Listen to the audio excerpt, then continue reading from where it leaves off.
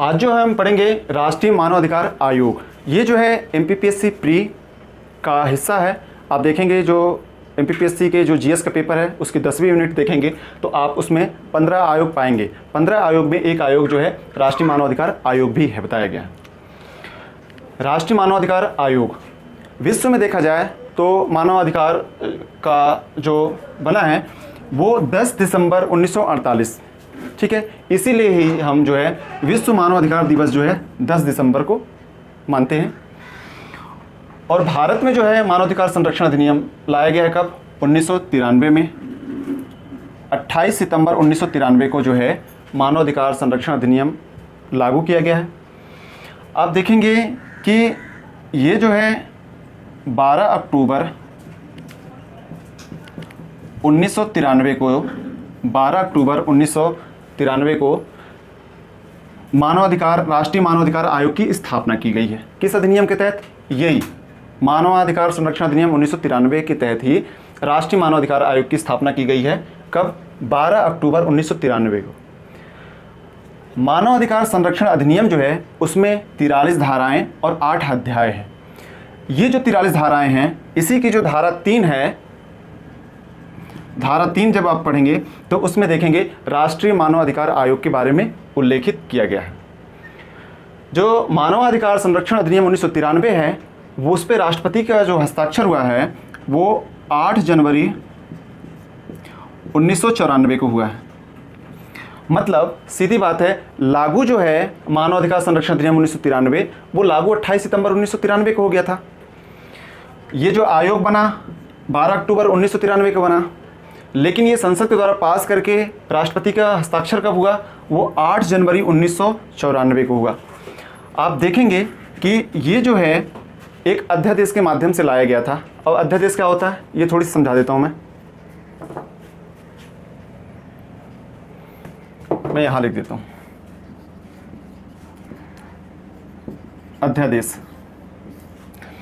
अध्यादेश होता क्या है? जब संसद सत्र में ना हो, क्योंकि आप देखेंगे हर वर्ष जो है वो देखेंगे तो आप 3 बैठकें होती हैं, मतलब 3 बार सत्र चलता है। तो उसमें आप देखेंगे वो 3 में अगर किसी कारणवश आप बीच में छुट्टी हो गई उनकी, मतलब बैठक तो हुई और छुट्टी हो गई, अब घर चले गए अपने अपने।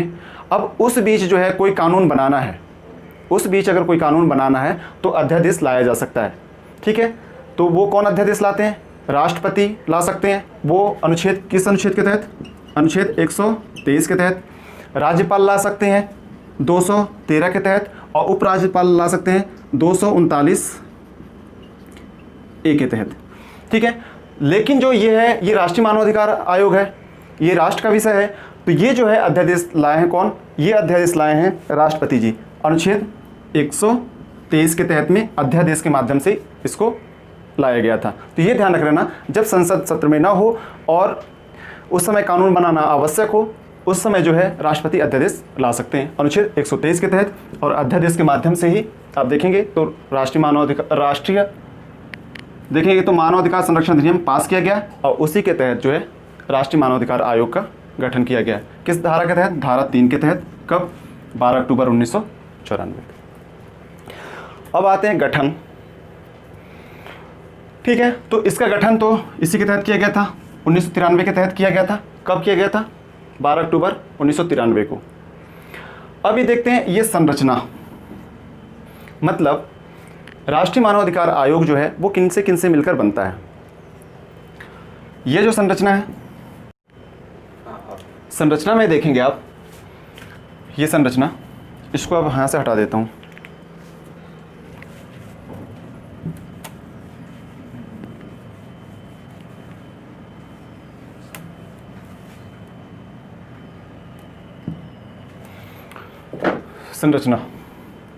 संरचना में देखेंगे एक अध्यक्ष होंगे, ठीक है। और अध्यक्ष कौन होंगे? जो सुप्रीम कोर्ट में न्यायाधीश या फिर मुख्य न्यायाधीश रह चुके हों, मतलब रिटायर्ड। तो यहाँ पास ध्यान रखना कि अध्यक्ष कौन होंगे? जो सुप्रीम कोर्ट में न्यायाधीश रह चुके हैं, मतलब वो सुप्रीम कोर्ट के मुख्य न्यायाधीश हो या अन्य न्यायाधीश रह चुके हैं, मतलब रिटायर्ड जो होंगे वो बनेंगे अध्यक्ष, ठीक है। अब इनके सदस्य देखेंगे, एक पूर्णकालिक सदस्य होते हैं और एक पदेन सदस्य होते हैं। आप देखेंगे पदेन सदस्य का मतलब ये है कि मतलब जो इस पद पे है, मतलब जो एक किसी पद वो जो है इस पद के योग्य होगा, जो यहाँ का सदस्य हो या अध्यक्ष हो। मतलब ये बातें हैं कि राष्ट्रीय अल्पसंख्यक आयोग का जो अध्यक्ष होगा वही व्यक्ति जो हो इसका सदस्य माना जाएगा। तो ये क्या कहलाएगा? ये पदेन कहलाएंगे, ये ध्यान रख लेना। जैसे एक तो है पूर्णकालिक, कौन कौन? सुप्रीम कोर्ट का न्यायाधीश है या फिर रहे हो, मतलब रिटायर भी रहेंगे वो भी चलेंगे, एक हो गए। एक सदस्य होंगे हाई कोर्ट का मुख्य न्यायाधीश, वर्तमान में है या फिर रह चुके हैं, रिटायर हैं, वो भी चलेंगे। 3 सदस्य कौन है? जो मानव अधिकार के ज्ञान रखने वाले जो हैं वो, मतलब टोटल जो होगा 3 2 5 और एक ये सुप्रीम कोर्ट के जो रिटायर्ड मुख्य न्यायाधीश हैं या फिर अन्य न्यायाधीश हैं वो, मतलब टोटल देखें आप तो 6 ये हो गए। इसके अलावा अब पदेन सदस्य कितने होंगे? पदेन सदस्य देखेंगे आप कि 7 हैं। एक जो है राष्ट्रीय अल्पसंख्यक आयोग के अध्यक्ष होंगे, अध्यक्ष सब में अध्यक्ष होंगे, ठीक है, ठीक है। राष्ट्रीय अल्पसंख्यक आयोग के अध्यक्ष इसके सदस्य होंगे, राष्ट्रीय महिला आयोग के अध्यक्ष इसके सदस्य होंगे, राष्ट्रीय अनुसूचित जाति आयोग के अध्यक्ष इनके सदस्य होंगे, राष्ट्रीय अनुसूचित जनजाति आयोग के अध्यक्ष इनके सदस्य होंगे, राष्ट्रीय पिछड़ा वर्ग आयोग के अध्यक्ष इनके सदस्य होंगे, राष्ट्रीय बाल अधिकार संरक्षण आयोग के अध्यक्ष इसके सदस्य होंगे, दिव्यांगजनों से संबंधित जो मुख्य आयुक्त हैं वो भी इनके सदस्य होंगे। मतलब 7 और ये 6 टोटल हो जाएंगे 13।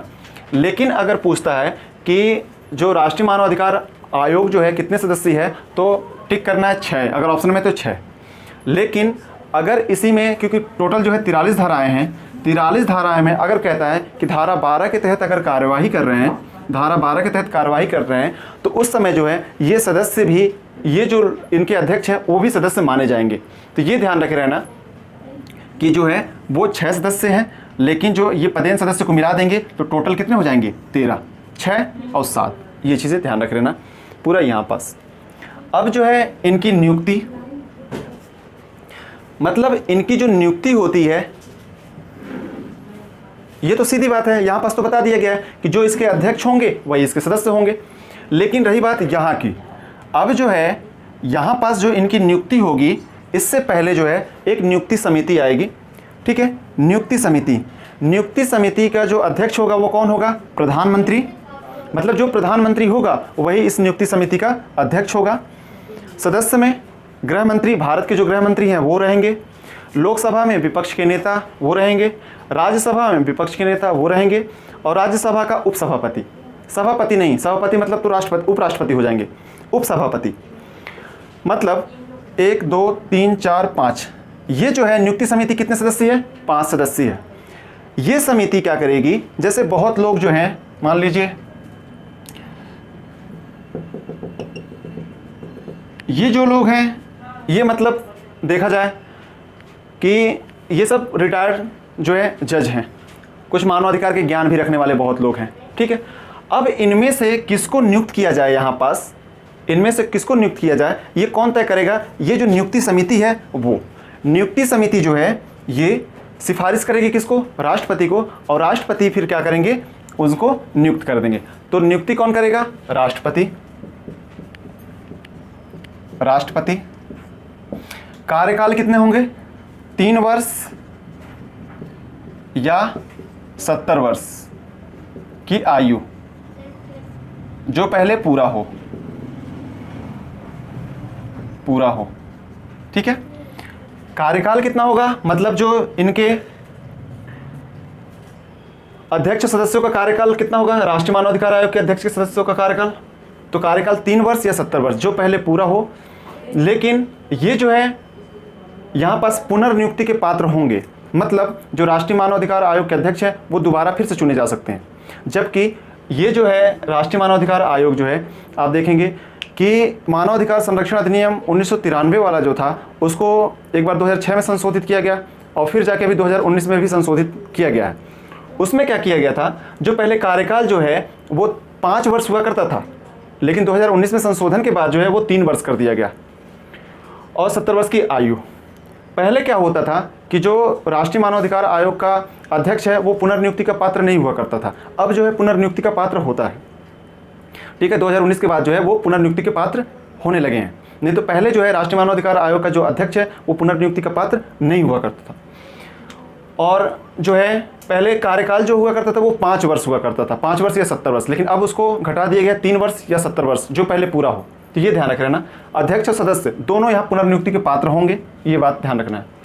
त्यागपत्र और पद से हटाया जाना, त्यागपत्र और पद से हटाया जाना। त्यागपत्र ये किसको देंगे? राष्ट्रपति को देंगे। पद से हटाएगा कौन? राष्ट्रपति ही हटाएंगे। लेकिन साबित कदाचार या असमर्थता के आधार पे सुप्रीम कोर्ट की जांच के बाद जो है वो इनको हटाया जाएगा। उसके अलावा भी पागल, दिवालिया या फिर किसी मामले में वो दोषी पाए जाते हैं, सज़ा हो जाती है, इसके आधार पे भी वो हटेंगे। वेतन एवं भत्ते जो विहित की जाए, मतलब जो पहले से निर्धारित किया गया हो, विहित किया गया हो, वो होगा जो दिया हो। वार्षिक रिपोर्ट और विशेष रिपोर्ट, वार्षिक रिपोर्ट और विशेष रिपोर्ट देखेंगे तो वार्षिक रिपोर्ट और विशेष रिपोर्ट, वार्षिक रिपोर्ट मतलब वो वर्ष में रिपोर्ट देंगे, एक बार 1 साल में रिपोर्ट देंगे। विशेष रिपोर्ट क्या होता है? जो मतलब बहुत जल्दी का मुद्दा हो, मतलब उसको रिपोर्ट देना आवश्यक है, मतलब तो वो जो है उनको बीच में भी रिपोर्ट दिया जाता है। जो 1 साल के बीच में ही रिपोर्ट देते हैं उसको विशेष रिपोर्ट कहते हैं, और जो कोई वर्ष में देते हैं तो उसे वार्षिक रिपोर्ट कहते हैं। तो वो रिपोर्ट किसको देंगे? वो राष्ट्रपति को देंगे, और राष्ट्रपति फिर क्या कराएंगे? राष्ट्रपति जो है वो संसद के समक्ष प्रस्तुत करेंगे, उसमें फिर चर्चा होगी। ये सारी चीज़ें जो है यहाँ पास रही हैं, पूरी चीज़ें राष्ट्रीय मानवाधिकार आयोग से संबंधित। तो विश्व मानवाधिकार दिवस कब मनाया जाता है? बता दिया, 10 दिसंबर को। संसद के द्वारा ये जो आप देखेंगे कि 28 सितंबर को ये लागू हुआ है, उसके बाद 12 अक्टूबर